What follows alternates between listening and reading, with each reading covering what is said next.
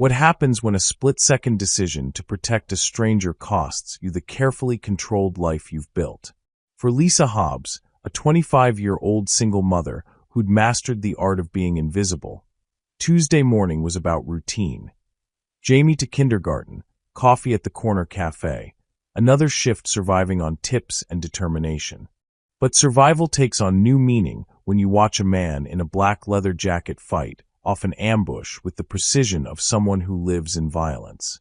In the 3 seconds it took for her to react, she ran toward danger instead of away from it, throwing herself between him and a bullet.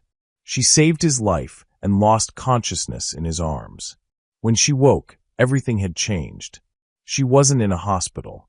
She was in a fortress disguised as a penthouse, where the man she'd saved, Salvo Lucchese, refused to let her leave. She thought he was just another New Yorker caught in gang crossfire. She had no idea she'd just saved the head of the Italian Mafia, and that one bullet had just made her the most dangerous liability and the most valuable asset he'd ever encountered. Hello everyone.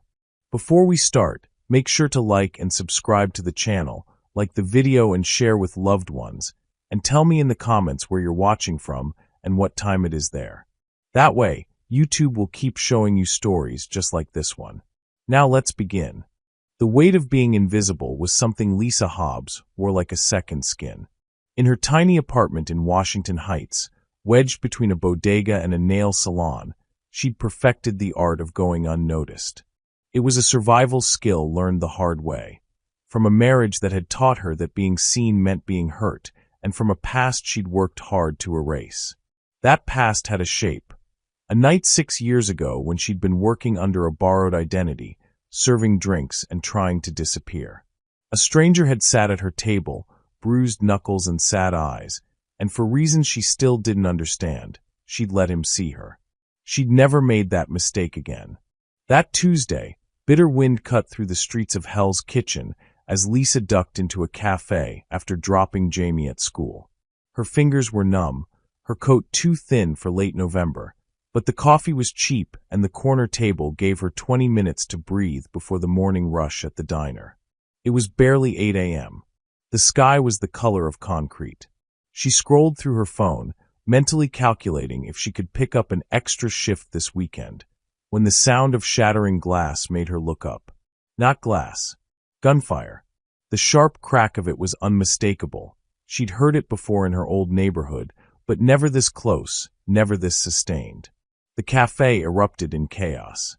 People screaming, diving under tables, the barista dropping behind the counter. Lisa's instinct was to make herself small, to disappear into the corner and wait for it to end. But something made her look toward the window instead. Outside, 2 black SUVs had a Maserati boxed in at the intersection. Men in tactical gear moved with military precision, weapons drawn, coordinating an assault. This wasn't a mugging. This was a hit. And in the center of it all, fighting back with lethal calm, was a man who moved like violence was his native language.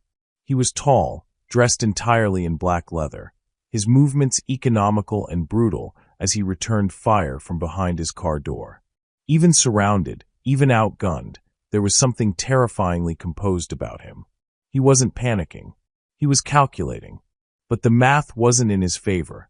The attackers were advancing, and he was running out of time. One of them flanked wide, weapon rising for a clean shot at the man's exposed side. Lisa's breath caught.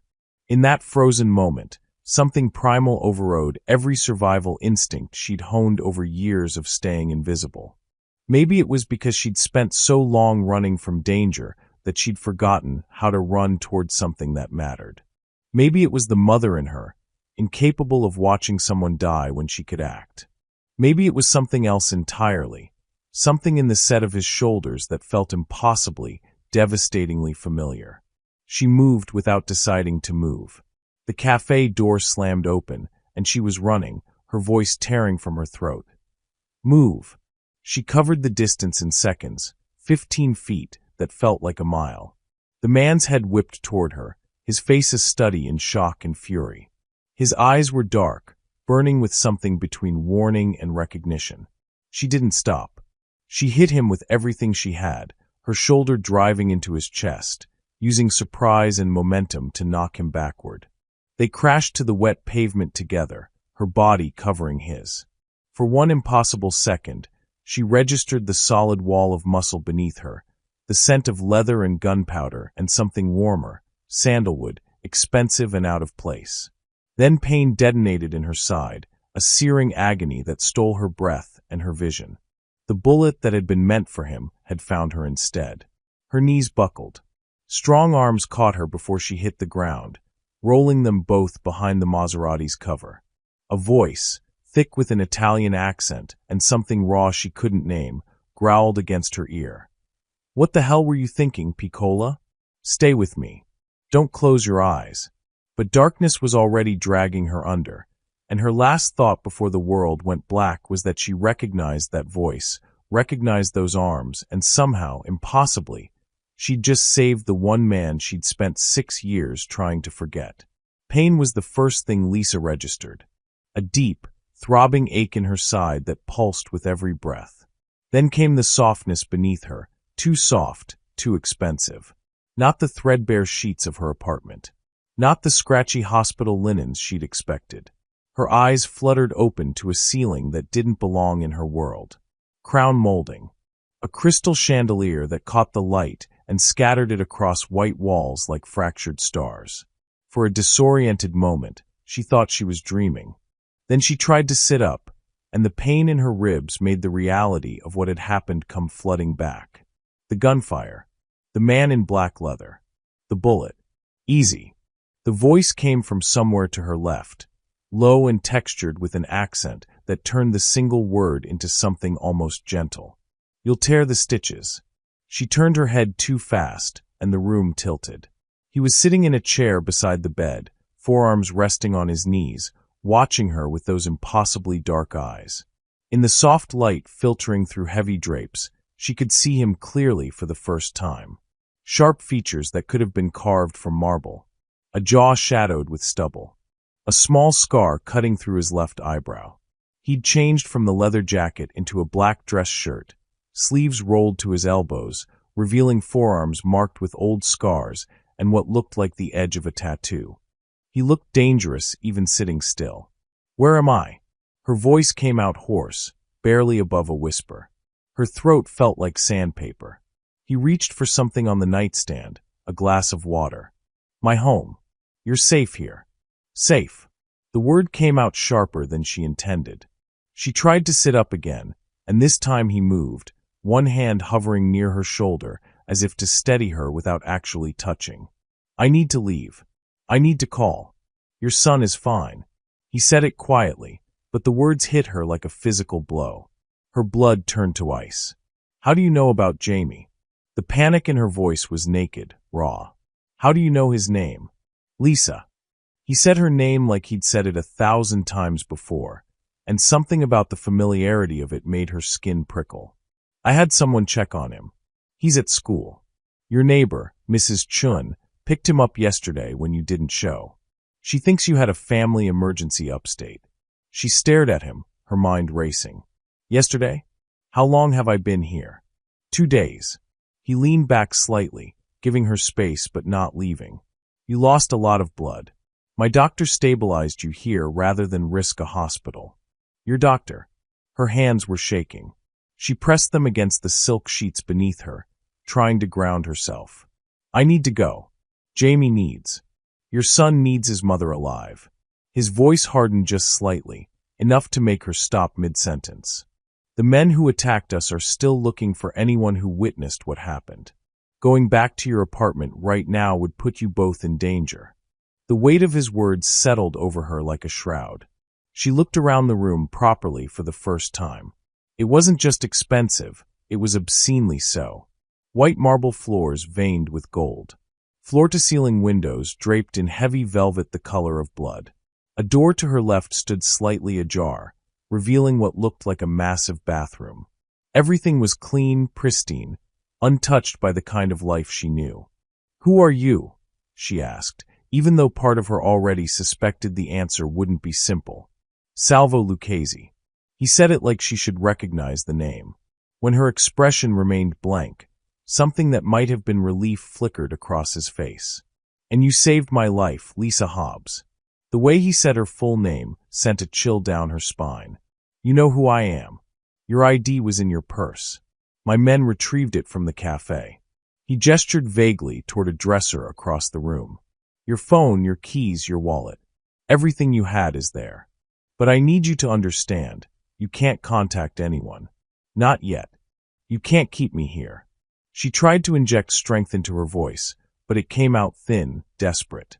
"That's kidnapping. That's protection." He stood, and she realized just how tall he was.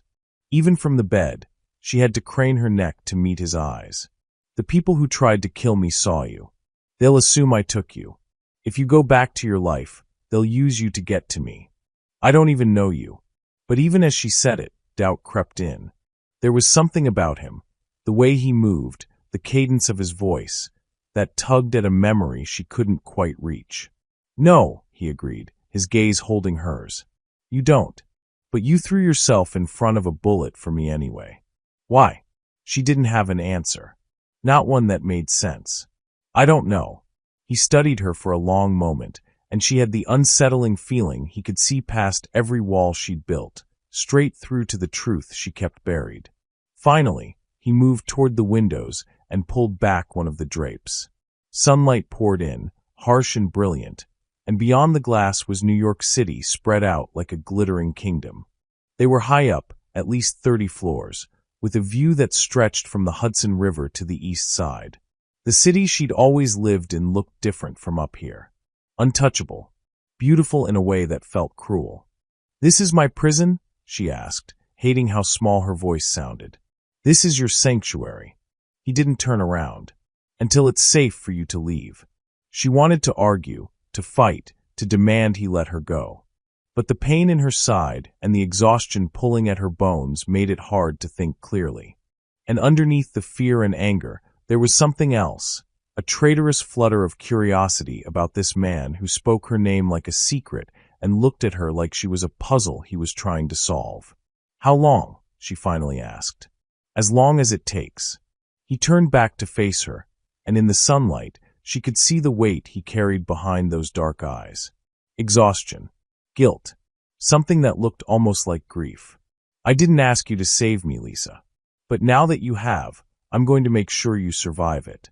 Before she could respond, there was a knock at the door. Salvo's entire demeanor shifted, shoulders straightening, expression hardening into something cold and commanding. "Avanti," he called. The door opened to reveal a man in a dark suit, clearly armed. "Don Lucchese. Marco is here. He's asking about the woman."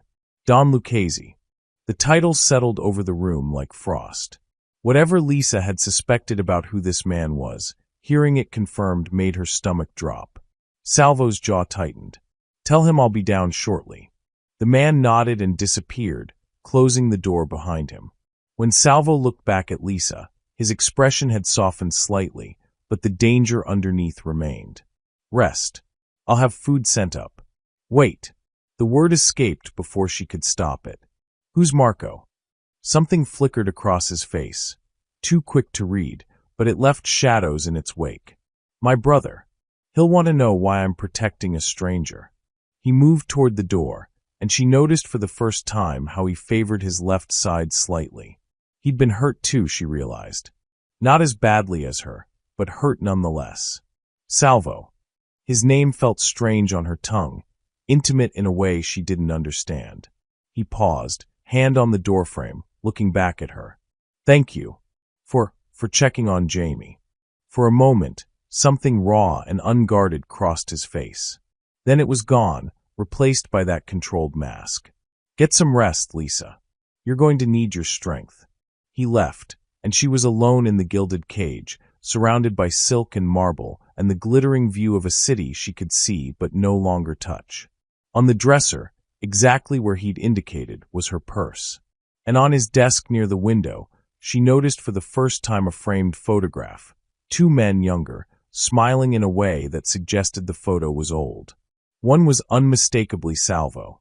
The other looked similar but softer somehow, less haunted. "Brothers," he'd said.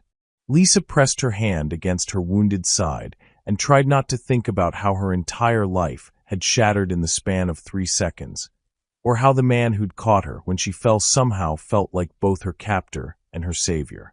Outside the window, New York glittered like a cage made of diamonds and broken promises. The first 3 days blurred together in a haze of pain medication and restless sleep. Lisa would wake to find food on the nightstand, still warm, carefully plated, and fresh bandages laid out beside the bed.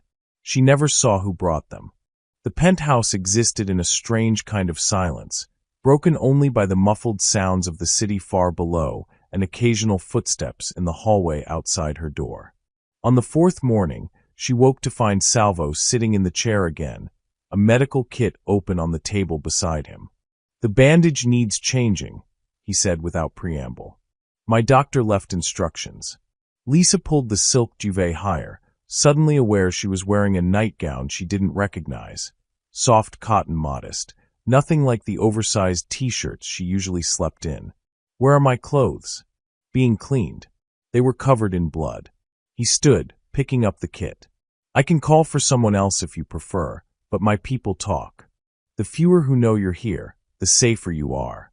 She wanted to refuse, to maintain some boundary between them, but the truth was the bandage had started to itch, and she didn't trust herself not to make it worse. "Fine."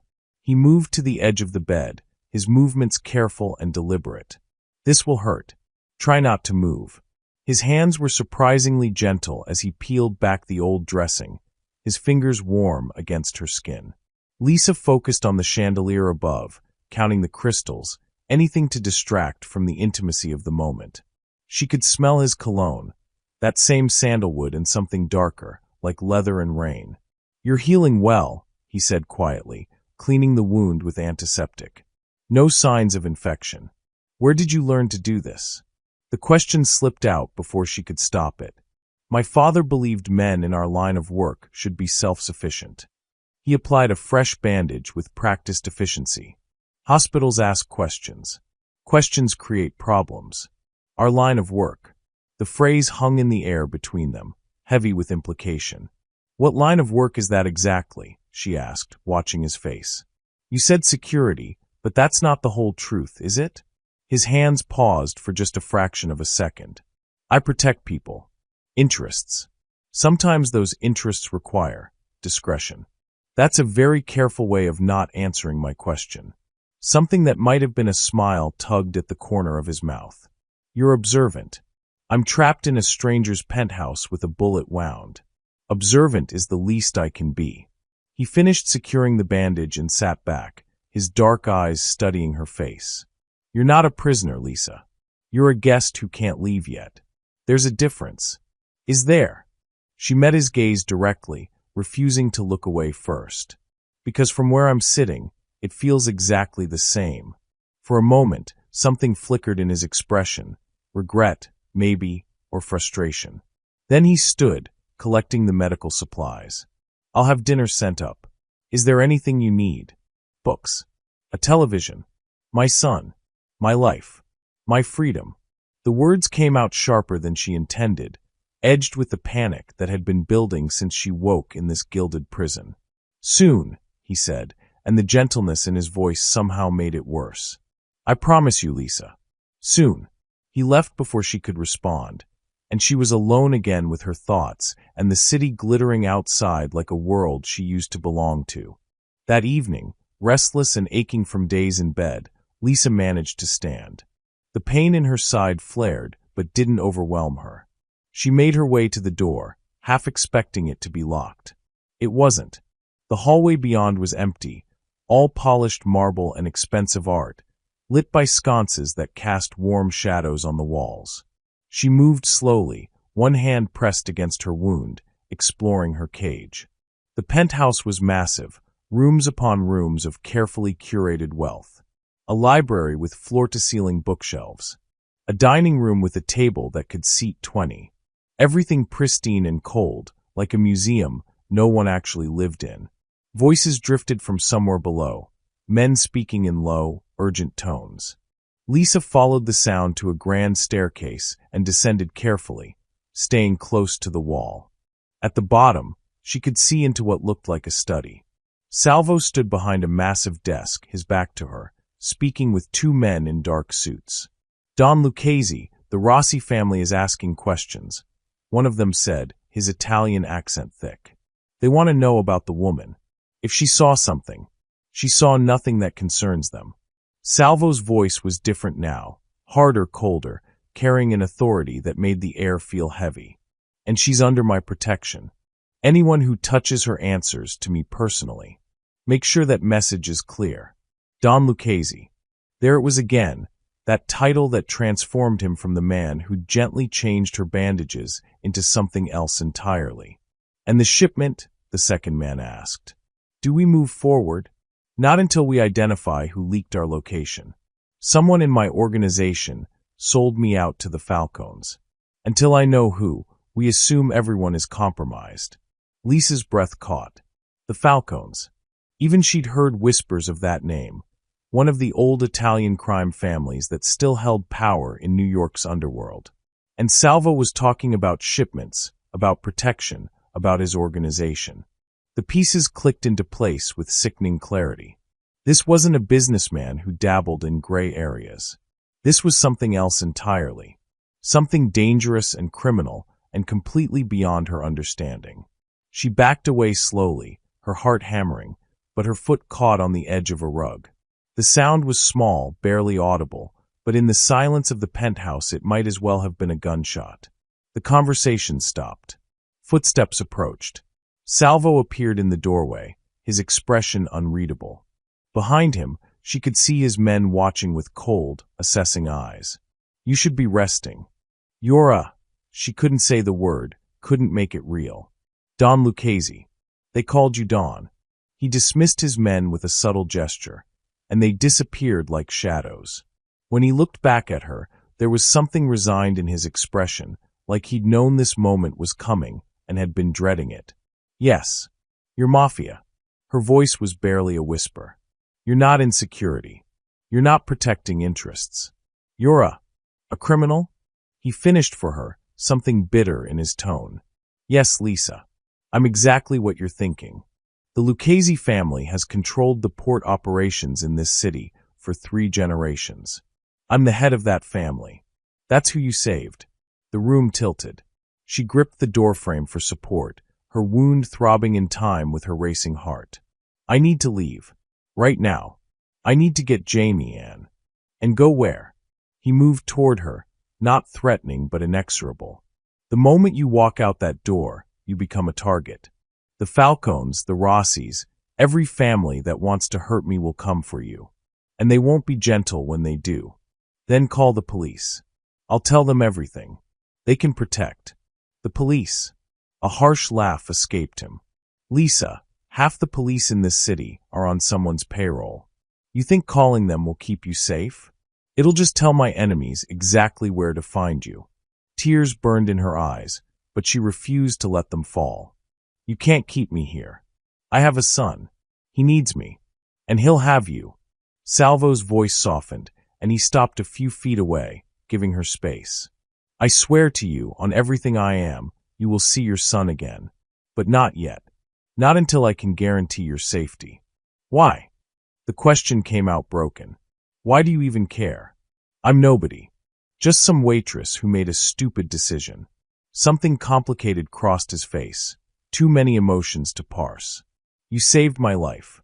Until the men who wanted me dead are gone, you stay where I can keep you alive. That's not negotiable." They stood there in the dim hallway, the city lights casting long shadows across the marble floor, and Lisa understood with perfect clarity that she'd stumbled into a world she had no business being in. A world of violence and power and debts paid in blood. "I want to call Jamie," she said finally, her voice hollow. "Just to hear his voice. Please." "Not yet. Phone calls can be traced."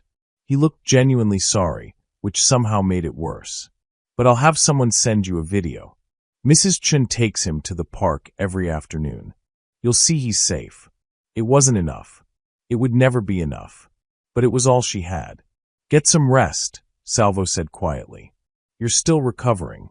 He turned to leave, but Lisa's voice stopped him. That night, the ambush. You knew they were coming, didn't you? You were expecting it. His shoulders tensed. I suspected a trap. I didn't expect someone to throw themselves in front of a bullet for me. Why did you go if you knew? Because hiding from death doesn't stop it from coming.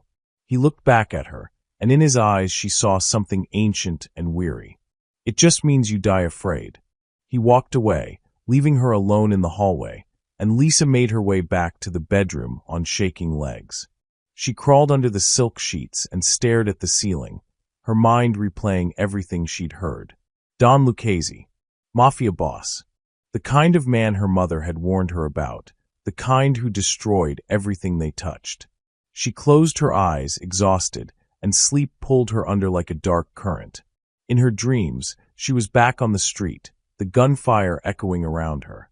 But this time, when she crashed into Salvo's arms, his shirt tore open, and she saw his chest, a constellation of old scars, some faded with time, others still pink and healing. And there, just above his heart, a tattoo. A date. And numbers she couldn't quite make out in the chaos. In the dream, his hands were gentle as they caught her, and his voice was soft as he whispered, "I've been looking for you, Piccola. I've been looking for so long." Lisa woke with a gasp, her heart racing, the dream already fading but leaving behind a strange, unsettling feeling. Something about those scars. Something about his hands.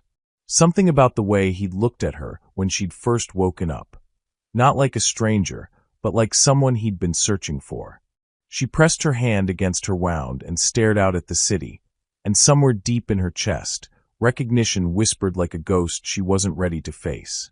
By the end of the first week, Lisa had memorized every corner of her gilded cage. The penthouse sprawled across the entire top floor of the building, a monument to wealth and power that felt increasingly suffocating. She'd found the library on her third day of exploration, a room lined with leather-bound books in Italian and English, first editions that probably cost more than her yearly rent. It was there, on a lower shelf half hidden behind a collection of Dante, that she found the photo album. The leather was worn, the pages thick and expensive. Lisa glanced toward the door, still empty, still silent, before pulling it out and settling into one of the wingback chairs by the window. Her wound still ached when she moved too quickly, but the pain had dulled to something manageable. The first page showed a younger Salvo, maybe mid-20s, standing beside an older man who shared his sharp features and dark eyes. Both wore tuxedos, both held champagne flutes, and behind them was a banner that read Lucchese Foundation Annual Gala. The caption beneath, clipped from a newspaper, identified them. Carlo Lucchese and son Salvo, continuing the family's philanthropic legacy. She turned the page. More galas, more photographs of Salvo shaking hands with men in expensive suits, women in designer gowns. Senators. Business moguls. People whose faces she recognized from news broadcasts. In one photo, he stood with the mayor, both smiling for the camera. The headline called him the Lucchese heir and praised his business acumen and community investments. Lisa's stomach twisted. This wasn't just a criminal hiding in shadows. This was power operating in plain sight, untouchable because it had woven itself into the very fabric of the city. How did you run from someone who had dinner with politicians and owned half the police force? That was a long time ago. She jumped, the album nearly sliding from her lap. Salvo stood in the doorway, dressed more casually than she'd seen him. Dark jeans and a black sweater that made him look almost human. Almost. "I'm sorry," she said automatically, moving to close the album. "I wasn't. It's fine." He crossed to the bar cart in the corner and poured 2 glasses of red wine. "You were bound to find it eventually.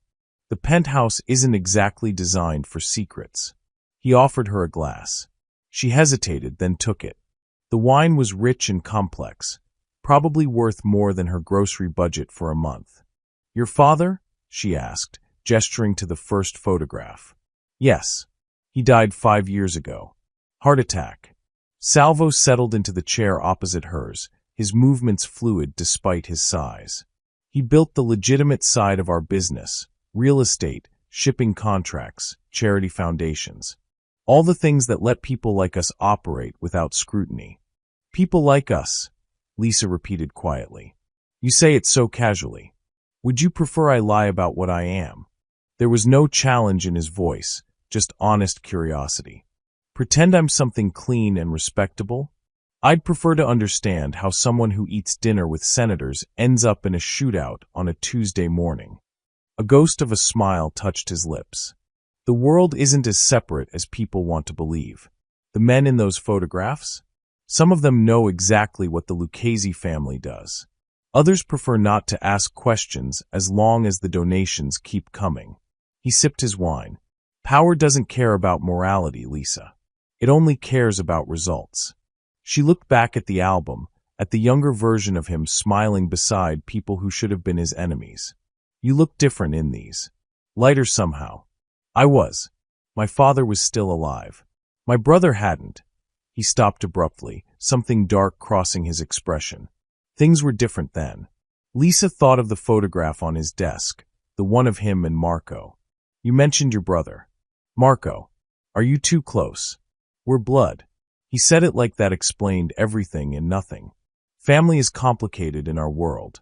Loyalty is currency, but ambition is poison. The weight in his voice made her wonder what had happened between them, but before she could ask, Salvo changed the subject. Tell me about your son. He leaned forward slightly, his expression softening. Jamie, 5 years old, you said. The shift caught her off guard. Yes. He just started kindergarten. Despite everything, the fear, the anger, the confusion, talking about Jamie made something warm bloom in her chest. He's obsessed with dinosaurs right now. Has a T-Rex stuffed animal he carries everywhere. His teacher says he's reading above his grade level. You're proud of him. I'm terrified for him, Lisa corrected quietly. Every day I worry I'm not enough. That growing up without a father will damage him somehow. That the choices I've made will. She stopped, surprised by how much she'd revealed. You said you're raising him alone. It wasn't quite a question, but the invitation was clear. Lisa took a long sip of wine, feeling the warmth spread through her chest. His father, my ex-husband, he wasn't kind. Especially when he drank. Which was often. The words came easier than they should have. Maybe because Salvo already knew so much about her. Or maybe because the wine had loosened something she usually kept locked tight. I stayed longer than I should have. Kept thinking he'd change, that I could fix it. But one night he went after Jamie, raised his hand to him, and I. Her voice cracked. Salvo waited, patient and still. I grabbed Jamie and left that night. Didn't pack, didn't plan. Just ran. She laughed, but there was no humor in it. Took me 6 months to stop looking over my shoulder. To stop flinching every time I heard footsteps behind me. But you did stop. Salvo's voice was soft, carrying an unexpected weight of respect. You survived. You built a life for your son. That takes a kind of strength most people never find. She looked at him, really looked at him, and saw something in his eyes she hadn't expected, understanding. Not pity, but recognition. Like he knew what it meant to survive something that should have destroyed you. Every man should fear the kind of woman who survives alone, he said quietly, and for the first time since she'd woken in this penthouse, his smile was genuine. Not the controlled mask he wore like armor, but something real and almost tender. The air between them shifted, charged with something Lisa couldn't name. It wasn't attraction, or at least it wasn't just that. It was recognition. The way two people who'd survived different hells might see each other across a crowded room and just know. What about you? She asked, her voice barely above a whisper. Have you ever? Do you have children? The question hung in the air like smoke. Salvo's smile faded, replaced by something complex and unreadable. His fingers tightened almost imperceptibly around his wine glass. For a long moment he didn't answer, and the silence stretched between them like a living thing. No, he said finally, but the word felt wrong. Too heavy. Too weighted with things unsaid. Lisa's instincts, sharpened by years of reading her ex-husband's moods, of knowing when to press and when to retreat, told her he was lying. Not completely, perhaps, but omitting something crucial. Something that made his jaw tighten, and his eyes go distant. Salvo. It's late. He stood abruptly, draining his wine in one swallow. You should rest. You're still healing. He was already moving toward the door, retreating behind those walls he kept so carefully maintained. But Lisa saw the cracks now, the places where whatever he was hiding pushed against the surface like bones beneath skin. Thank you, she called after him. For the wine. For listening. He paused in the doorway, his back to her. Your son is lucky to have you, Lisa. Don't ever doubt that. Then he was gone, and she was alone with the photo album and the lingering taste of expensive wine. She looked down at the images of Salvo surrounded by power and wealth, smiling that careful smile that never reached his eyes. But tonight, for just a moment, his smile had been real. And when she'd asked about children, something in him had shattered.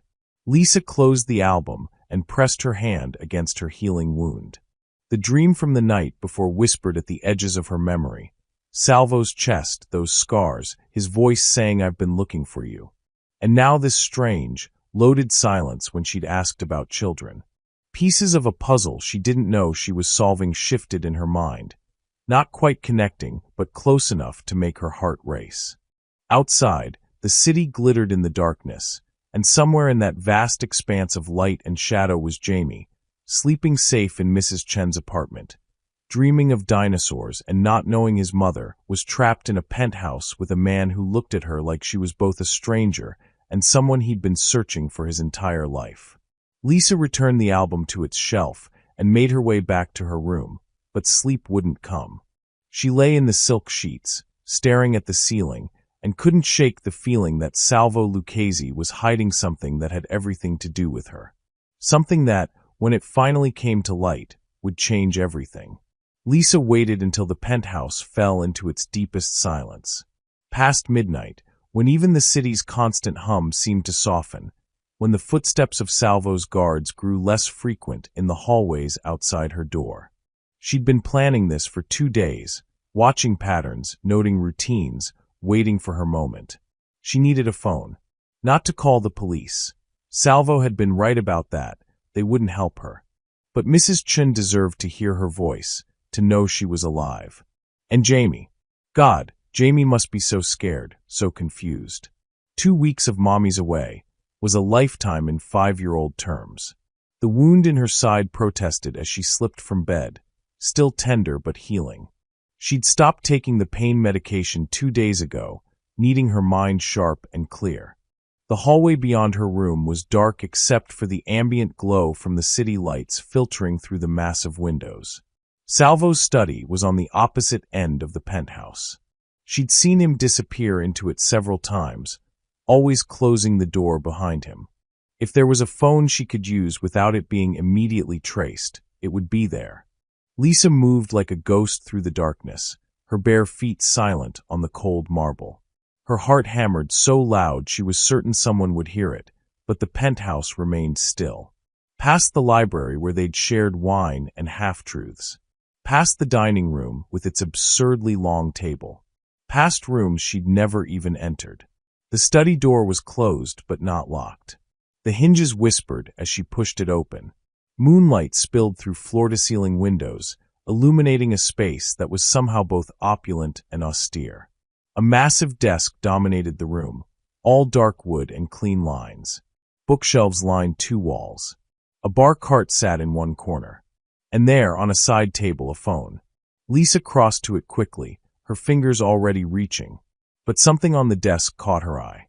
A folder, manila and worn, with a single name written across it in bold black marker. Jamie Hobbs. Her blood turned to ice.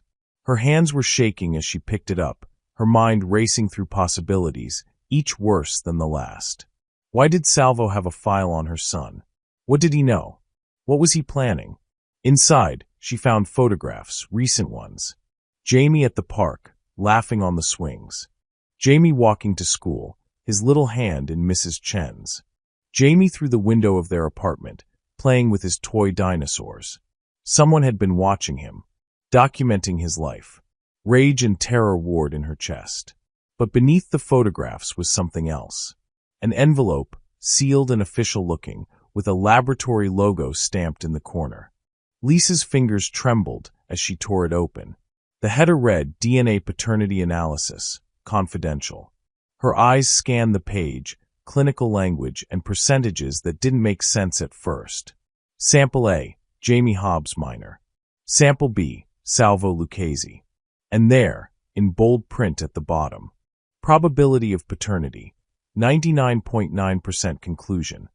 Salvo Lucchese cannot be excluded as the biological father of Jamie Hobbs. The paper slipped from her fingers, floating to the floor like a leaf. No, that wasn't possible. Jamie's father was. But even as her mind raced to reject what she was seeing, memories began surfacing. Memories she'd buried so deep she'd almost convinced herself they hadn't happened. 6 years ago, Lisa was 20, working under her mother's maiden name, Lisa Brooks, serving tables at a small Italian restaurant in Little Italy. She'd been running from her ex, from the bruises that had finally faded, from the shame of another failed relationship. The fake name was protection, a way to disappear into the city's anonymous crowds. It was late October, raining, and the restaurant was nearly empty when he walked in. He was younger then, maybe 28, but he carried himself with the weariness of someone much older. Dark suit, darker eyes, and bruised knuckles he didn't bother to hide. He sat at her table and ordered whiskey, neat, in an accent that made the words sound like poetry. "Rough night?" she'd asked, because sometimes strangers wanted to talk, and sometimes they just wanted to be invisible. He'd looked up at her, really looked, and something in his expression made her chest tighten. "Rough life," he'd said softly. "But you look like peace." She should have walked away. Should have kept the professional distance she'd perfected. But there was something in his eyes, not danger exactly, though she sensed it lurking beneath the surface. Sadness. A kind of loneliness she recognized because she saw it in the mirror every morning. They talked. He never gave his full name, just Sal. He told her about losing his father, about the weight of expectations he didn't know how to carry. She told him about running, about starting over, about how hard it was to trust anyone after you'd been hurt. When the restaurant closed, he'd walked her home through the rain. At her door, he'd touched her face with those bruised knuckles and said, "Thank you for seeing me as just a man tonight. Not many people do." She'd invited him in. They'd spent the night tangled together, finding comfort in each other's brokenness.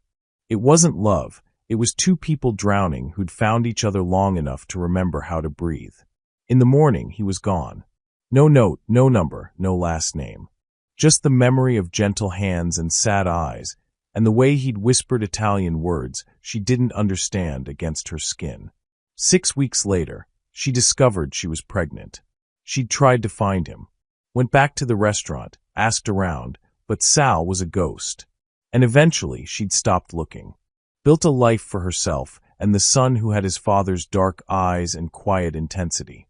The memory crashed over her like a wave, and Lisa's knees buckled. She caught herself on the edge of the desk, her breathing ragged. Salvo. The stranger with bruised knuckles wasn't a stranger at all. He was the man who'd saved her from bleeding out on a New York street. The man who'd kept her prisoner in this penthouse. The Mafia boss who looked at her like she was a puzzle he'd been trying to solve. He was Jamie's father. And he'd known. The paternity test was dated 3 weeks ago, before the shooting, before any of this had started.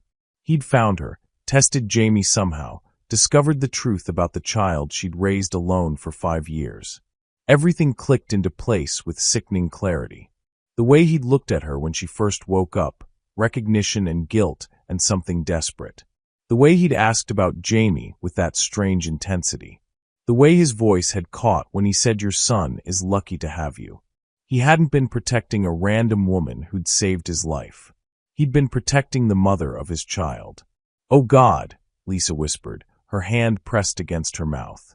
"Oh God, Jamie, I wanted to tell you." She spun around. Salvo stood in the doorway, backlit by the hallway lights, his expression devastated. He was wearing sleep clothes, dark pants and a t-shirt, his hair disheveled like he'd been lying awake. How long had he been standing there? "When?" Her voice came out broken. When were you going to tell me that Jamie is? I didn't know how. He took a step into the room, hands raised slightly like approaching a wounded animal. Lisa, I swear to you, I only found out a month ago. I've had people looking for you for years. The fake name, the way you disappeared, I thought I'd never. You've been watching my son. The accusation tore from her throat. Following him, photographing him, testing his DNA without my permission, to confirm what I already suspected. His voice was raw, stripped of all its usual control. When I saw him, when my investigator sent me a photo, I knew. He has my eyes, Lisa. My father's nose. I had to be sure. She was shaking, fury and shock and something else. Something that felt dangerously close to grief, warring inside her chest. That night, 6 years ago, you were running from something even then, weren't you? From whatever this life is. My father had just died. I'd just taken over the family. He ran a hand through his hair, and she saw the boy he'd been that night, lost and overwhelmed and desperately alone. I was drowning. And you, his voice cracked. You looked at me like I was just a man. Not a legacy. Not a monster. Just someone worthy of kindness. So you took what you wanted and disappeared. I was trying to protect you.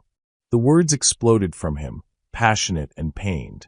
The moment I walked into that restaurant, I put you in danger. People who knew who I was could have used you against me. So I left. I made myself forget your face, your name, everything. Because keeping you safe meant staying away. Tears burned in Lisa's eyes, but she refused to let them fall. And now, what's your excuse now? There is no excuse. He looked broken, more vulnerable than she'd ever seen him. The shooting 3 weeks ago, the Falcons were targeting me. I barely survived. And while I was recovering, my men found evidence that I might have a child. A son. Your son. He swallowed hard. I had the DNA test run. And when the results came back, I realized that the woman I'd been searching for, the woman I'd never been able to forget, had been living 20 blocks away for 6 years, raising my child alone. The weight of it, all of it, pressed down on Lisa's chest until she couldn't breathe. You saved my life, Salvo continued, his voice barely above a whisper. When I saw you running toward me, screaming for me to get down, I thought I was hallucinating. That guilt had finally driven me insane. Because there you were, the woman who haunted me, throwing yourself into danger to protect me. Again. Don't. She held up a hand, stopping him. Don't make this into something noble. You took away my choice. You had people follow my child. You've been lying to me since I woke up. I wanted to tell you the truth. Every day. Every moment we talked. He moved closer, and she could see the tears in his eyes now. But how do you tell a woman that the bullet she took was meant for the father of her child? That saving me put her and our son in the crosshairs of every enemy I've ever made. Our son. The words hung in the air between them, impossible and true. Lisa looked down at the paternity report on the floor, at the photographs of Jamie, her beautiful, innocent Jamie, and felt her entire world fracture along fault lines she hadn't known existed. Jamie, she whispered, her voice breaking on his name. Oh God, Jamie. The silence that followed her whispered words stretched like a chasm between them. Lisa couldn't look at Salvo, couldn't bear to see whatever expression was on his face. Her eyes stayed fixed on the paternity report at her feet, those clinical words that had just detonated her entire existence. How long have you known where we were? Her voice was hollow, scraped raw. Before the shooting. How long? 3 weeks. Salvo's admission came quiet and heavy. After the Falcon attack, I was in the hospital for 2 days. My second-in-command ran your blood work from the scene through our contacts. When your name came back, Lisa Hobbs, not Lisa Brooks, everything fell into place. She finally looked up at him. You traced me, found out where I lived, where Jamie went to school. You've been watching us, protecting you. He took another step forward, and she saw the desperation in his eyes. The moment I confirmed Jamie was mine, you both became targets. Every rival family, every enemy I've made, they would use you to destroy me. So yes, I had men watching your apartment, following Jamie to school, making sure no one else discovered what I knew. Without telling me, Lisa's hands clenched into fists. You made decisions about our safety, about our lives, without giving me any say in it. Because you would have run. The words burst from him, passionate and pained. If I'd shown up at your door and told you I was the father of your child, the man you spent one night with 6 years ago, and oh, by the way, I'm also the head of a Mafia family with a target on my back, what would you have done? I would have protected my son. So would I. His voice cracked. So I did. I kept my distance. I made sure you were safe. And I told myself that was enough, that watching from the shadows was better than dragging you into my world. He laughed bitterly. Then you ran into gunfire to save me. You threw yourself in front of a bullet for a man you didn't even remember, and I realized. He stopped, his jaw working as he struggled for words. Realized what? Lisa demanded, even as tears began sliding down her cheeks. That I'd been a coward. He looked at her with such raw honesty it hurt. That keeping you at a distance wasn't protecting you. It was protecting me from having to face what I'd done. From having to admit that I abandoned you. That I left you pregnant and alone because I was too afraid of what loving someone would cost. The confession hit her like a physical blow.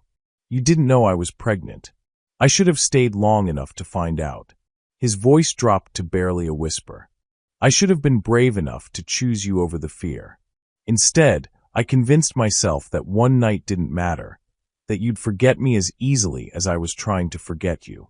But I never did forget, Lisa. Not your face, not your voice, not the way you looked at me like I was worth saving. Something in her chest cracked. The fury was still there, burning hot and righteous, but beneath it was something more complicated. Because she remembered that night too. Remembered the loneliness in his eyes, the gentleness of his hands, the way he'd held her like she was something precious. And she'd spent 6 years telling herself it was just a moment, just a mistake, just something that didn't matter. But it had mattered. It had given her Jamie. If I'd told you the truth the moment you woke up, Salvo continued, moving closer until only a few feet separated them, you would have run. And I couldn't, his voice broke. I couldn't lose you again, Lisa. Not when I'd just found you. Not when I finally had a chance to protect you the way I should have from the beginning. So you lied. The words came out softer now, less accusation and more grief. You kept me prisoner and you lied. Yes, he didn't try to defend himself. I told myself it was temporary, that once the threat was eliminated I'd tell you everything and give you a choice. But every day that passed, it got harder.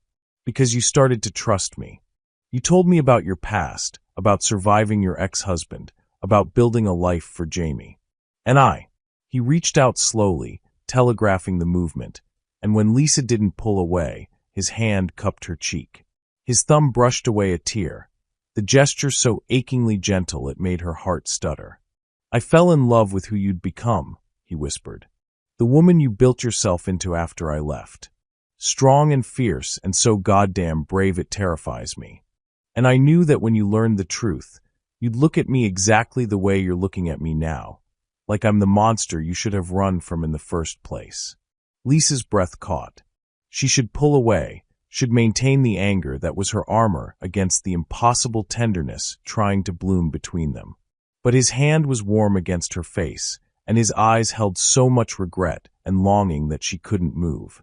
I hate you, she whispered, but the words had no strength behind them. I know. His other hand came up, framing her face, his forehead dropping to rest against hers. I know, Bella. And you should.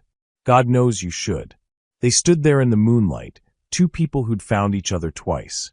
Once in a restaurant 6 years ago, once on a blood-soaked street, and both times it had ended in heartbreak.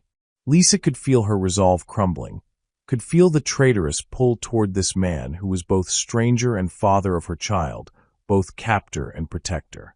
What happens now? She asked, her voice barely audible. Now. Raised voices erupted from somewhere beyond the study, sharp and angry. Salvo's head snapped up, his entire body tensing. The tenderness in his expression vanished, replaced by cold alertness. Stay here, he ordered, already moving toward the door. But Lisa followed, drawn by something in those voices, something that made her instincts scream danger. In the hallway, she could see two figures near the penthouse entrance. Salvo strode toward them, and as Lisa emerged from the study, she recognized the second man from the photograph on Salvo's desk. Marco, his younger brother. "Can't keep doing this," Marco was saying, his voice tight with barely controlled fury. "The families are asking questions. The Rossis, the Falcones, they know you're protecting someone. I don't answer to them." Salvo's voice was ice. "And I certainly don't answer to you, Fratello. You answer to the family." Marco shot back. "Everything you do reflects on all of us. And this, keeping some woman locked up here, refusing to let anyone see her, it makes you look weak. Watch your tone." The threat in Salvo's voice was unmistakable. Marco laughed, but there was no humor in it. "I'm trying to protect you. From yourself, apparently." His eyes flicked past Salvo, landing on Lisa. Something predatory gleamed in his gaze. "Is this her? The woman who took the bullet? Go home, Marco. She's pretty. I can see why you'd risk everything." Marco's smile was cold. "But you can't protect them forever, Salvo. Family comes before mistakes. You taught me that. Or have you forgotten what happens when we put sentiment above survival?" The emphasis on them made Lisa's blood run cold. He knew. Marco knew about Jamie. "Get out." Salvo moved between Marco and Lisa, blocking his brother's view.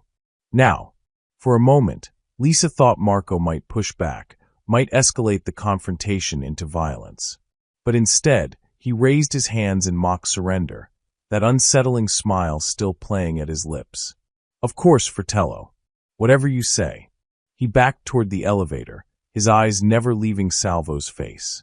"But you should think about what I said. We can't afford weakness. Not now. Not with so many people watching for you to make a mistake." The elevator doors closed on his smile, and the penthouse fell silent again.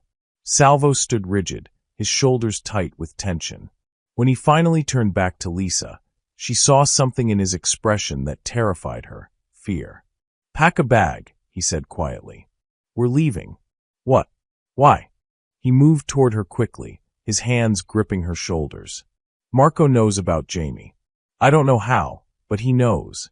And the way he looked at you," his jaw clenched. "We need to move you somewhere safe. Somewhere even my family can't find you. Salvo, he's your brother. Which is exactly why we need to run." His eyes burned into hers. "Because family is the most dangerous thing in my world, Lisa. Blood doesn't mean loyalty. It just means they know exactly where to cut to make you bleed." Lisa's mind raced back to Marco's words, to the cold calculation in his voice when he'd said family comes before mistakes, to the way he'd looked at her like she was a problem that needed solving. "What did he mean?" she asked, her voice shaking. "About what happens when you put sentiment above survival." Salvo's expression shuttered closed. "It doesn't matter. It does if it puts Jamie in danger." For a long moment, he didn't answer. Then, so quietly she almost didn't hear it: "My father. He fell in love with a woman outside the family. Someone from a rival organization. Marco and I were young, but we remember what happened when their enemies found out." His eyes met hers, haunted. "We remember watching our mother die because our father chose love over strategy." The confession hung between them, heavy and terrible. "Marco thinks I'm making the same mistake," Salvo continued. "And he's right. I am. Because choosing you, choosing our son, means putting a target on all of us. But I'm done pretending I can protect you from a distance." His grip on her shoulders tightened. "So we run. Together. Until I can neutralize the threat." Lisa looked at this man, this mafia boss who was also the father of her child, this stranger who was also the one person who'd seen her as just a woman 6 years ago, and realized she was standing at a crossroads. Stay angry and alone, or trust the man who'd already betrayed her once. Before she could answer, her mind caught on something else Marco had said, something that made her stomach drop. "Salvo," she whispered. "Marco said them. He said you can't protect them forever. Not her. Them." Salvo's face confirmed what she already knew. Marco wasn't just talking about her. He was talking about Jamie too. Lisa couldn't sleep. Every time she closed her eyes, she saw Marco's cold smile, heard his voice saying family comes before mistakes. Salvo had insisted she rest while he made arrangements, but rest felt impossible when everything she'd thought she understood kept shifting beneath her feet. She'd left the bedroom door cracked open, listening to the sounds of the penthouse. Footsteps, muffled voices, the city humming far below. Around 2 a.m., she heard Salvo's study door close, followed by the heavy tread of his guards moving toward the elevator. Silence settled over the penthouse like snow. Then, from somewhere down the hall, she heard a voice. Marco's voice, low and urgent. Lisa slipped from bed, her wound protesting but manageable. She moved toward the sound, staying close to the walls, her heart hammering. The voice was coming from one of the guest rooms near the penthouse entrance, a room she'd assumed was empty. The door was ajar, a sliver of light cutting across the dark hallway. "Don't care about your timeline," Marco was saying, his tone sharp. "I'm telling you it's real. The boy exists. 5 years old, dark hair, dark eyes. He's Salvo's son." Lisa's blood turned to ice. She pressed herself against the wall beside the door, barely breathing. "Yes, I'm certain." Marco's voice dropped lower, more dangerous. "I had the lab tech who ran the paternity test confirm it before I had him. Dealt with. No loose ends." A pause. "The woman too. She's been here for 2 weeks. Salvo's keeping her like some kind of fucking pet. He's completely compromised." Another pause. Longer this time. Lisa could hear her pulse thundering in her ears. "Falcone wants proof the boy exists." Marco laughed, cold and sharp. "I'll deliver both the woman and the child. Gift-wrapped if he wants. But my price stands. When Salvo's dead, I take over the family operations. The Lucchese territory remains intact, but we'll be working with you, not against you." Lisa's hand flew to her mouth, stifling a gasp. Marco wasn't just betraying Salvo. He'd been planning this. The ambush. The shooting. The hit 3 weeks ago was supposed to finish him. Marco continued, pacing now. She could hear his footsteps. "But that stupid bitch threw herself in front of him." "Yes, the same woman. I know, the irony is almost poetic." His voice hardened. "But it worked out. She led us straight to the boy. Salvo's been so careful for years, keeping his bastard hidden. But sentiment made him sloppy. Bastard. He'd called Jamie a bastard." Red rage flooded Lisa's vision, but terror kept her frozen. "Tomorrow night," Marco said. "Salvo's moving them to a safe house upstate. He'll be vulnerable during transport. That's when you hit the convoy. Kill the guards, kill him. Take the woman and boy alive. Falcone can decide what to do with them after." A pause. "No, he won't see it coming. He trusts me. We're blood." The word dripped with contempt. "I have to go. Someone's probably noticed I'm still here." Marco's footsteps moved toward the door. "Just make sure your men are in position. This ends tomorrow. One way or another, the Lucchese family is mine." Lisa bolted. She ran down the hallway, her bare feet silent on marble, her side screaming in protest. She had to get to Salvo. Had to warn him before. "Lisa." She nearly collided with him as he emerged from his study, dressed in sleep clothes but clearly wide awake. His hands caught her shoulders, steadying her. "What's wrong? You're shaking." "Marco," she gasped, the words tumbling out in a rush. "He's still here. I heard him on the phone. Salvo, he's the one who, the ambush, the shooting, he's been working with the Falcones. He's going to." Salvo's expression went absolutely cold. "Where?" "Guest room. Near the entrance. He's planning to." She didn't get to finish. Salvo was already moving, pulling her behind him, reaching for something. A gun, she realized, hidden in a drawer of the hallway console. When had he put that there? How many weapons were hidden throughout this penthouse? "Stay behind me," he ordered, his voice deadly calm. But before they'd taken 3 steps, Marco appeared at the end of the hallway. He was holding his phone in one hand, and in the other, a gun, pointed directly at them. I was wondering when you'd figure it out. Marco's smile was poison. Though I have to admit, I didn't expect the girlfriend to be the one listening at doors. Resourceful. I can see why you like her, Fratello. Marco. Salvo's voice was careful, controlled. Put the gun down. Whatever you think you're doing. What I'm doing. Marco laughed. I'm finishing what I started 3 weeks ago. What I should have done years ago when father died, and you took everything that should have been shared. He took a step forward, and Salvo pushed Lisa further behind him. I've lived in your shadow my entire life. The spare heir. The backup plan. While you got the empire, the respect, the fear. Father gave me the family because he knew you weren't ready. He gave it to you because you were the oldest. Marco's composure cracked, rage bleeding through. Not because you were better. Not because you were stronger. Because you came first. And I've spent 5 years watching you squander it, making weak decisions, putting sentiment above strategy. This is about her? Salvo's voice dropped dangerously low. About Lisa? This is about you being compromised. Marco's gun hand didn't waver. The moment I saw that paternity report, I knew. You'd become father. Weak for a woman. Ready to throw away everything for some fantasy of a normal life. His eyes cut to Lisa, cold and assessing. And a bastard child who'll grow up to be another liability. Lisa felt Salvo's entire body go rigid. Don't, he said quietly. Don't talk about my son. Your son. Marco spat the words like venom. You mean the mistake you made 6 years ago with a waitress you fucked once and forgot about? That's what's worth destroying our family for. Marco, this ends now. Salvo raised his own gun slowly, the two brothers now locked in a standoff. You can walk away. Take money, territory, I don't care. But you don't touch them. Ever. I can't do that, Fratello. Something almost like regret crossed Marco's face. Because the Falcones already know about them. They know about the boy. And if I don't deliver, they'll come for all of us anyway. At least this way I survive. You think they'll honor their deal? Salvo's voice was almost pitying. You think after you help them kill me, they'll just let you run the family? They'll use you until you're no longer useful, then put a bullet in your head. Maybe. Marco's smile was bitter. But at least I'll die as something other than your shadow.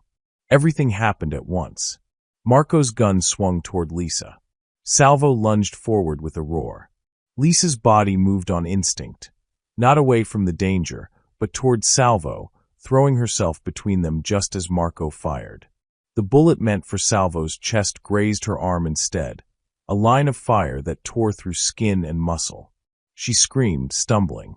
Salvo caught her with one arm while his other hand came up, his gun tracking Marco with lethal precision. You shot her. His voice was hollow, shocked. You actually shot her. I was aiming for you. Marco fired again, the bullet shattering a window behind them. Glass exploded inward like rain. Salvo shoved Lisa down behind a marble column and stepped out, his gun raised. The brothers faced each other across the hallway, weapons drawn, 6 feet, and a lifetime of betrayal between them. Don't make me do this, Salvo said, and Lisa heard the break in his voice. Marco, please. You're my brother. I stopped being your brother the day you chose them over family. Marco's hand steadied, his finger tightening on the trigger. Goodbye, Salvo. 2 shots rang out, so close together they sounded like one. But only one man fell. Marco dropped to his knees, twin blooms of red spreading across his chest. His gun clattered to the marble floor. He looked down at the blood, then up at his brother, something like surprise crossing his face. You actually. He coughed, red flecking his lips. Salvo lowered his gun slowly, his hand shaking. I told you not to touch them. Marco laughed, the sound wet and broken. You can't wash blood with love, brother. His eyes were already glazing, life draining out with each labored breath. You think saving them makes you good? You're still a monster. Just like father. Just like me. He slumped forward and didn't move again. For a moment, the penthouse was absolutely silent except for the distant wail of car alarms triggered by the gunshots. Then Salvo's knees buckled. Lisa scrambled toward him, ignoring the pain in her arm. She caught him before he collapsed completely, and they sank to the floor together, Salvo's back against the wall, Lisa pressed against his chest. "I killed him," Salvo whispered, staring at his brother's body. "I killed my own brother. He was going to kill you." Lisa's voice shook. "He was going to take Jamie. You didn't have a choice. There's always a choice." Tears slid down his face, the first time she'd seen him truly cry. "I chose you. I chose our son. And it cost me." His voice broke completely. "He was my brother, Lisa. We grew up together. I taught him to swim, to fight too." She turned his face toward hers, forcing him to look at her instead of the body. "He made his choice too. He chose betrayal. He chose to put a target on our child. Our child." Salvo's hands came up to frame her face, his touch gentle despite the violence still echoing in the air. "God, Lisa, I'm so sorry. For all of it. For bringing this into your life, for..." "Sure." She pressed her forehead to his, both of them crying now, blood and tears mixing on their skin. "We're alive. Jamie's safe. That's what matters." Around them, the penthouse was chaos. Shattered glass glittered on the marble like diamonds. The smell of gunpowder hung heavy in the air. And Marco's body lay cooling in the hallway, a reminder that in Salvo's world, even family could be fatal. Somewhere in the distance, sirens began to wail. "We have to go," Salvo said, pulling himself together with visible effort. "The Falcons," Marco told them about the transport tomorrow. "They'll move up their timeline.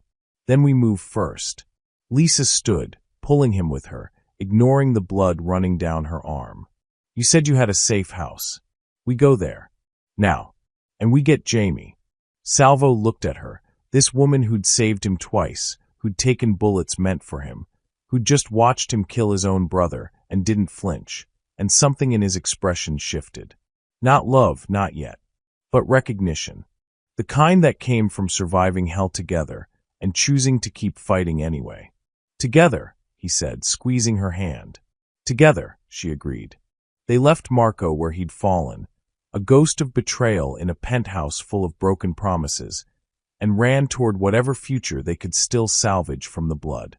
The safe house was 40 miles north of the city, tucked into the woods of upstate New York where the Hudson River widened and the air smelled like pine instead of exhaust. They'd driven through the night, leaving Marco's body for Salvo's most trusted men to handle, leaving the blood-soaked penthouse and everything it represented behind. Lisa's arm was bandaged. The bullet had only grazed her, a few stitches and she'd be fine, but the wound in her chest, the one that had nothing to do with bullets, felt like it might never heal. She'd watched a man die, watched Salvo kill his own brother, and somehow, impossibly, she understood why he'd done it. The safe house was smaller than the penthouse, but still luxurious in that understated way that screamed money. Wood beams, stone fireplace, floor-to-ceiling windows overlooking the river. Salvo had made calls during the drive, terse, efficient conversations in Italian that Lisa didn't try to follow. By the time they arrived at dawn, armed men were already positioned around the property. "They're loyal," Salvo said when he saw her looking at the guards. "I trust them with my life. With yours. You trusted Marco too." The words came out harsher than she intended. Salvo flinched but didn't argue. "Yes, I did." They stood in the main room, exhaustion pulling at both of them, the events of the night settling into their bones like poison. Through the windows, the sun was rising over the river, painting the water gold and pink. It should have been beautiful. Instead, it just felt surreal. "What happens now?" Lisa asked quietly. Salvo moved to the fireplace, staring at the cold ashes like they held answers. "I've ordered my men to shut everything down. All the operations Marco was involved in, all the trade routes, the partnerships with other families. Everything stops until we know who else might have been compromised." "And then what? You just start over?" "No." He turned to face her, and she saw something in his expression she'd never seen before, resignation. "I'm done, Lisa. With all of it. Marco was right about one thing. I've been trying to wash blood with love, thinking I could be both a father and a Don. But I can't. Not anymore. She stared at him. You're walking away from your family's empire. I'm choosing a different family. His voice was firm despite the exhaustion weighing it down. My father built this empire, and it killed my mother. I inherited it, and it turned my brother into a traitor who tried to murder the mother of my child. The cycle ends with me. Salvo, I have money set aside. Legitimate investments my father made years ago, properties in other countries.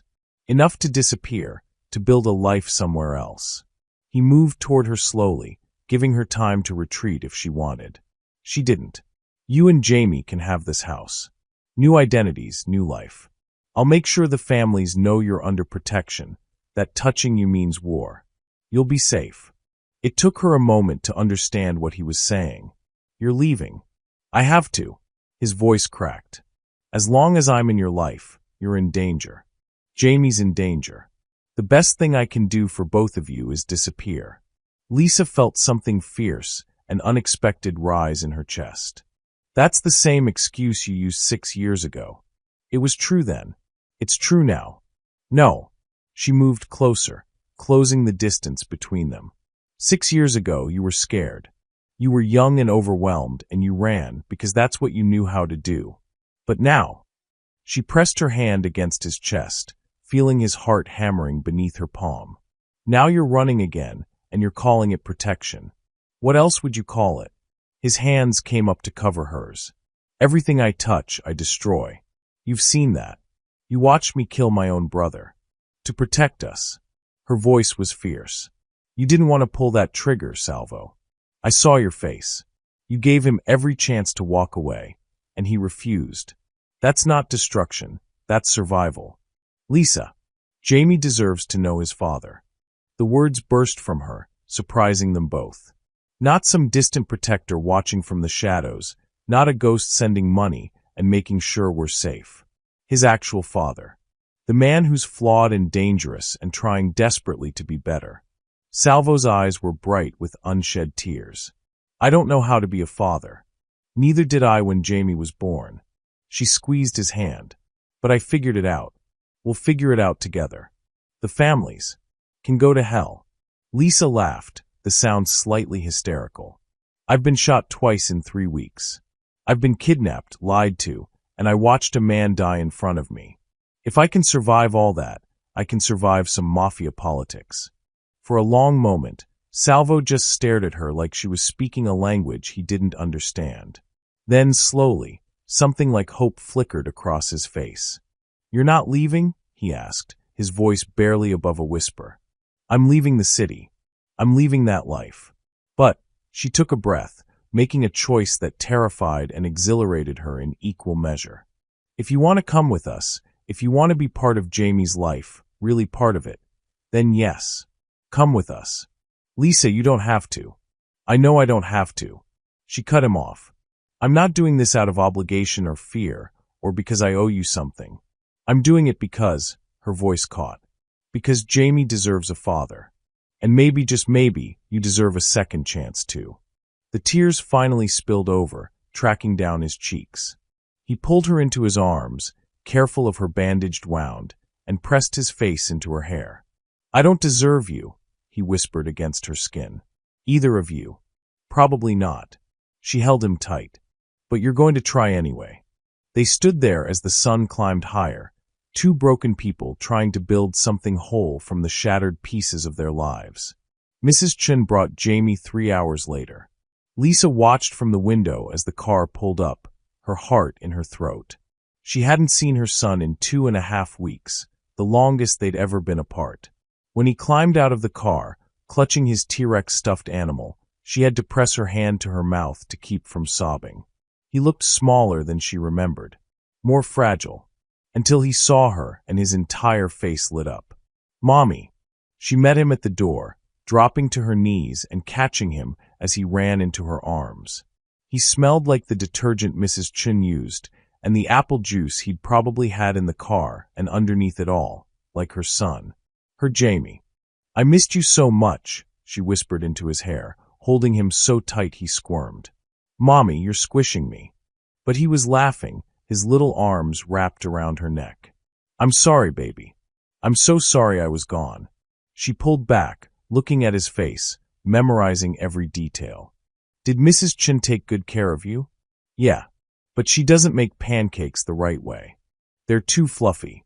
He was 5 and already a food critic. Are we going home now? Not home exactly. Lisa stood, taking his hand. We're going to stay here for a while. It's like a vacation house. There's a river and woods, Anne. And who's that? Lisa turned. Salvo stood in the doorway to the living room, and she realized this was the first time he was seeing his son in person. The first time Jamie was seeing him. Father and son stared at each other across the entryway, and Lisa watched recognition flicker in Jamie's eyes. That same dark gaze, that same intensity, reflected between them like mirrors. Jamie, Lisa said softly, her hand on her son's shoulder. This is Salvo. You look like me. Jamie's voice was matter-of-fact in the way only children could be. You have my eyes. Salvo's expression crumbled. He moved forward slowly, then dropped to one knee so he was at Jamie's level. Yes, he said, his voice rough. I do. We have the same eyes. Jamie tilted his head, studying him with that serious expression he got when he was working through something complicated. Mrs. Chin said Mommy was with family. Are you family? The question hung in the air. Lisa held her breath. Yes, Salvo said simply. If you'll let me be. Jamie considered this. Then he stepped forward, closing the distance, and held out his stuffed T-Rex. This is Rex. He's a Tyrannosaurus. Do you like dinosaurs? Salvo took the offered toy with trembling hands. I don't know much about them. Maybe you could teach me. Okay. Jamie nodded decisively. Then, as if it was the most natural thing in the world, he said, Hi, Dad. The word, that single, simple word, broke something in Salvo. His face crumpled, tears spilling over as he pulled Jamie into his arms. Not forcefully, not desperately, just holding his son for the first time. Jamie hugged him back, his little arms wrapping around Salvo's neck, not understanding the magnitude of the moment, but accepting it anyway with the easy trust of childhood. Hi, Jamie, Salvo whispered, his voice wrecked. Hi, son. Lisa watched them, her own tears falling freely, and felt something fundamental shift in the universe. This man who'd ruled an empire with an iron fist, who'd killed to protect them, who'd walked away from everything he'd ever known. He was crying in the arms of a 5-year-old who'd just called him Dad. For the first time in his life, Salvo Lucchese had chosen family over power. And watching him hold their son, Lisa thought maybe, just maybe, they could all survive this. Together. Through the window, the river sparkled in the morning sun, and the future stretched ahead of them like an unwritten page. Not easy, not safe, but theirs. Finally, impossibly theirs. 6 months later, the coast of Maine looked nothing like New York City. Lisa stood on the back porch of their small cottage, watching Jamie chase waves on the beach below. The Atlantic stretched endless and gray-blue toward the horizon, cold even in late spring, but Jamie didn't seem to mind. He was building an elaborate sand structure he insisted was a dinosaur habitat, his dark hair whipping in the wind, his laughter carried away by the salt air. She'd started teaching again, art classes at the local community center, mostly watercolors and basic sketching for retirees and bored teenagers. It wasn't the diner, wasn't the constant scramble to make rent and keep food on the table. The money Salvo had left them, transferred through lawyers and shell corporations she didn't pretend to understand, meant she could choose to teach because she loved it, not because she was desperate. Their cottage was modest by Salvo's standards, but felt like a palace to her. 2 bedrooms, a kitchen that overlooked the ocean, a studio space where she could paint while Jamie did homework at the table. The kind of quiet, simple life she'd dreamed about during those years of running and surviving.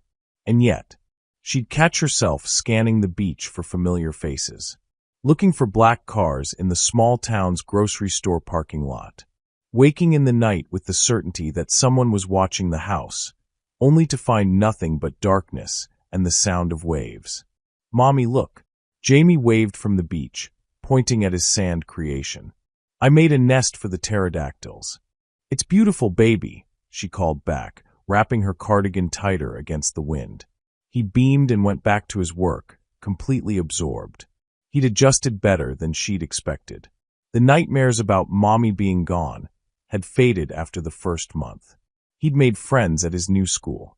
And when he asked about Salvo, which he did with the persistent curiosity of a 5-year-old, Lisa told him the truth, that his dad loved him very much but had to stay away to keep them safe. Like a superhero? Jamie had asked. Something like that, she'd said, because how else did you explain organized crime and blood feuds to a kindergartner? But the question that haunted her, the one she couldn't answer, was simpler.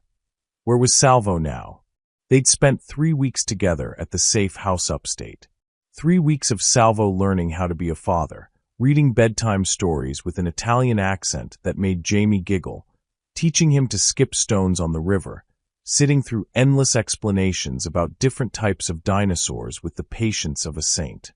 3 weeks of Lisa watching this dangerous man transform into someone gentle and careful, seeing glimpses of the person he might have been if his life had taken a different path. And 3 weeks of them circling each other, that strange pull between them growing stronger, even as they tried to pretend it was just about Jamie. Then, one morning, Lisa had woken to find Salvo's room empty. No note, no goodbye, just his absence like a wound. But there'd been plane tickets on the kitchen table for her and Jamie to Maine, and keys to a cottage with an address written in his precise handwriting, and a bank account number with enough money to last them years. He'd kept his promise. He'd set them free. So why did it feel like she'd lost something instead of gained it? Mommy, I'm cold. Jamie ran up from the beach, sand covering his jeans and sneakers. Then maybe don't play in the water, silly. She ruffled his hair, guiding him inside. Go wash up. I'll make hot chocolate. While Jamie splashed in the bathroom sink, Lisa moved through the familiar routine of their evening. Kettle on the stove, marshmallows from the cabinet, the mundane comfort of domesticity that she'd fought so hard to achieve. Through the window above the sink, she caught movement, a car on the coastal road, black and sleek, slowing as it passed their cottage. Her heart jumped, but then it accelerated again, disappearing around the bend, and she told herself she was being paranoid. Not every black car was a threat. Not every shadow was danger. Still, her hand shook slightly as she poured the hot chocolate. That night, after Jamie was asleep, clutching Rex and snoring softly in his dinosaur-themed bedroom, Lisa stepped out onto the front porch. The moon was full, casting silver across the ocean, and the air smelled like salt and pine. She almost missed the envelope. It was tucked beside the door, plain and unmarked. Her name written across the front in handwriting she recognized instantly, even though she'd only seen it a handful of times. Lisa. Her hands were shaking as she opened it. Inside was a piece of paper, one of Jamie's drawings from months ago, back when they'd still been at the upstate safe house. She recognized it immediately, a crayon sketch of 3 figures labeled me, Mommy, and Dad. They were standing in front of a house with a sun overhead and flowers that looked more like colorful scribbles. She'd thought this drawing was lost in the move. But beneath Jamie's crayon work, in the margin, was a note in Salvo's precise script. For my son, never forget who you are. You come from strength, from survival, from a mother who is the bravest person I've ever known, and from a father who will spend the rest of his life making sure you're safe, even if you never see him again. Be good. Be kind. Be everything I couldn't be. Ti amo sempre, Dad. Lisa pressed the paper to her chest, tears streaming down her face. He was out there. Somewhere. Watching. Protecting. Keeping his silent promise the only way he knew how. She looked out into the darkness beyond the porch light, scanning the tree line, the empty road, the beach below. Nothing moved.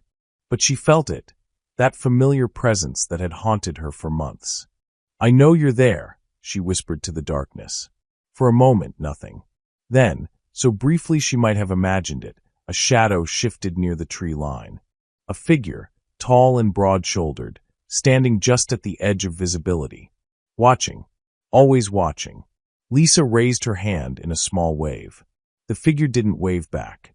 But it didn't retreat either. They stood there in the moonlight, separated by distance and choices and all the violence that had brought them together. And for just a moment, she let herself feel it. The connection that had never really broken, even when he'd walked away. Then the shadow melted back into the trees, and she was alone again. But not really alone. Never really alone. Lisa went inside, carefully placing Jamie's drawing on the refrigerator with a magnet. Tomorrow, she'd show it to him. He'd be thrilled to have it back, and she'd tell him his dad sent it because he was thinking of them.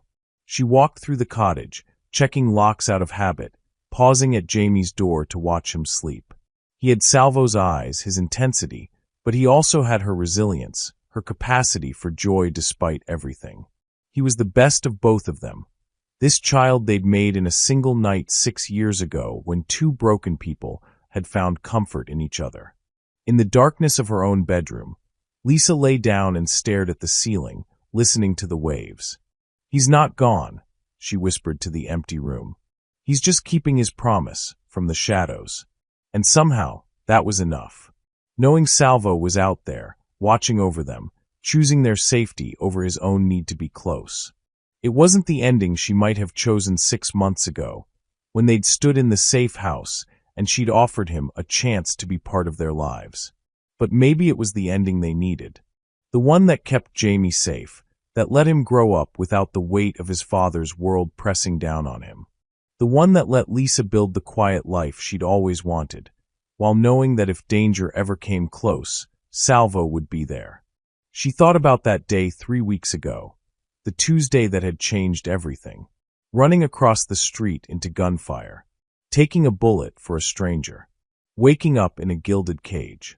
She'd thought she was saving a stranger that day, but she'd really saved the father of her child, the man who'd given her Jamie, who'd walked away 6 years ago and spent every day since searching for them. The man who'd killed his own brother to protect them. The man who now lived in shadows to keep them safe. And maybe, in some way she was still learning to understand, he'd saved her too. Not from the bullet, from the half-life she'd been living. From the fear that had been her constant companion. From the belief that she had to survive alone. Because even if Salvo couldn't be here, even if he had to love them from a distance, she wasn't alone anymore. She had Jamie. She had this life. She had the knowledge that somewhere out there in the darkness, someone was watching, protecting, loving them the only way he knew how. Outside, the waves whispered against the shore. Inside, Lisa finally closed her eyes and slept.